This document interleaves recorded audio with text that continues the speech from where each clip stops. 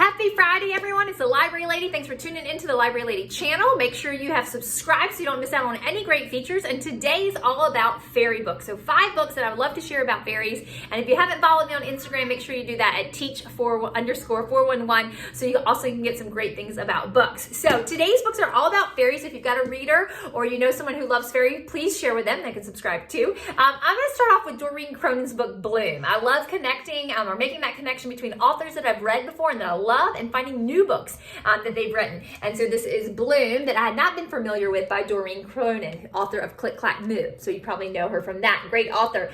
This is Bloom, a little fairy, and she is a great fairy, but one problem is she's kind of muddy and tracks mud wherever she goes. And the glass castle, well, that's easy to kind of see mud. So the people decide that she needs to leave and she's banished off. However, when danger and disaster and trouble strikes the castle, who should they need but Bloom? And so they send out young, not really extraordinary, just kind of an ordinary girl, Genevieve, out to kind of persuade her, and can she come back and save the castle despite all of her muddiness. So it's a great one. Again, Doreen Cronin is a great author. Another fun book is Backyard Fairies. If you have a child who likes to find things on pages, this is a great one because the fairies are kind of dispersed on the pages, some more difficult than others, but fairies are everywhere if you just know where to look. And so this is all about these wonderful little backyard fairies and a cute little story, nice illustrations as well. So you're going to want to check that one out. Again, with knowing connections between authors that you may already know, David Shannon, author of Know David, has Alice the Fairy. And this is a great story about a young girl who's being a fairy and loves to pretend and dress up as a fairy. But as you know, a fairy must be very careful with magic.